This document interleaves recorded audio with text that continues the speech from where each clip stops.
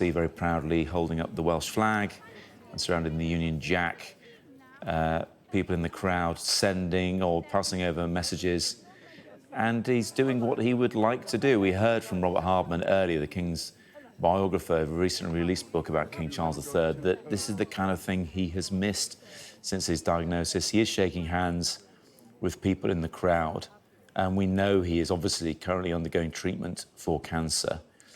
But it's making that connection with people who've waited patiently, well, in the cold, as Katie corrected me there, in Windsor. It looks a bit overcast there. The King in a coat, one hand in his pocket, shaking hands and chatting to the crowds there. And this has been, well, long overdue, really, Katie. This kind of thing the King has not been able to do in recent weeks because of his cancer diagnosis, but we heard it was frustrating for him not to be able to meet people who patiently turned out to see him.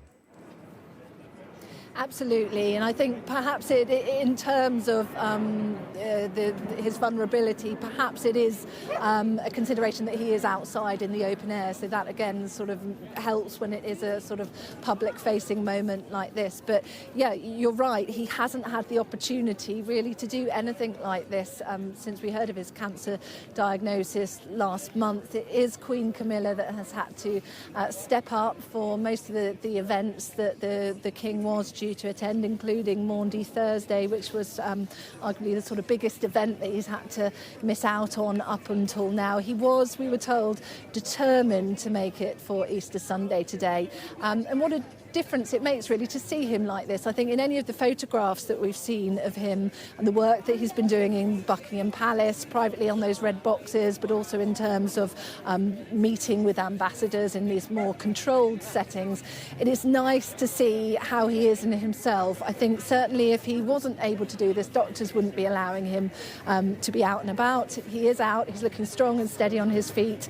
There is a smile on his face, and it is just nice to really get a sense of how he is doing. But also, as I've said before, he is a man that is determined to get back to this. We're told that he hopes that by the summer he is going to be stepping up the amount of public-facing duties that he's doing again. Of course, that will be entirely reliant on what his doctors advise him to, one would assume. But we're told that he is very keen to be certainly back and out meeting the public in time for the D-Day anniversary when that takes place over the summer. But look, when you look at pictures like this of him out and about and looking happy, it certainly does seem like there is a determination on his part to kind of get back to what he loves doing.